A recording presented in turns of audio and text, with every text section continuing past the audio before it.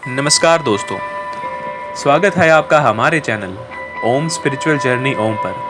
रामायण काल की घटनाओं के बारे में जानने, समझने और पढ़ने के लिए हमारे पास वाल्मीकि रामायण और गोस्वामी तुलसीदास रचित रामचरितमानस प्रचलित है।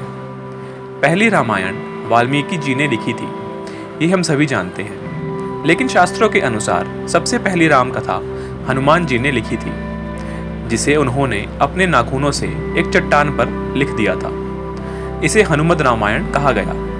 क्या है इस कथन के पीछे की कहानी, जानने के लिए वीडियो को अंत तक देखें और चैनल को सब्सक्राइब भी कर लें।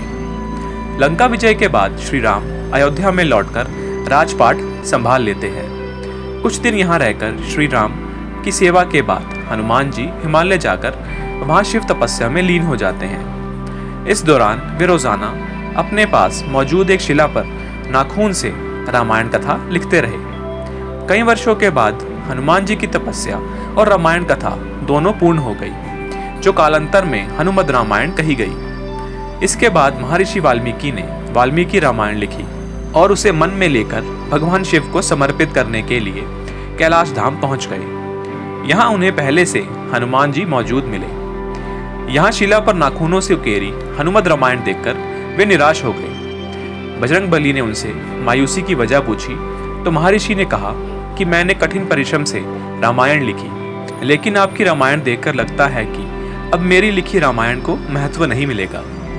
आपने वह सब कुछ लिख दिया है जिसके आगे मेरी रामायण अपना अस्तित्व खो देगी। यह सुनकर हनुमान जी ने कहा कि हे महर्षि, आप चिंता ना करें।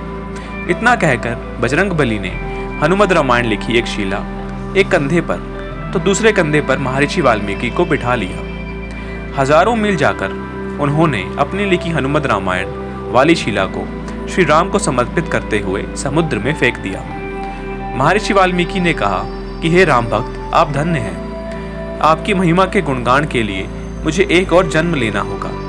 मैं वचन देता हूँ कि कलयुग में मैं एक और रामायण लिखने के लिए जन्म लूंगा। वह रामायण आम लोगों की भाषा में होगी। माना जाता है कि कलयुग में रामचरितमानस लिखने वाले गोस्वामी तुलसीदास जी महर्षि वाल्मीकि जी का ही दूसरा जन्म थे। रामचरितमानस लिखने से पहले उन्होंने हनुमान चालीसा लिखी, फिर हनुमान जी का गुणगान करते हुए उनकी प्रेरणा से अपनी रामचरितमानस पूरी की। दोस्तों, आपको आज की वीडियो कैसी लगी हमें कमेंट करके अवश्य बताएं। धन्यवाद।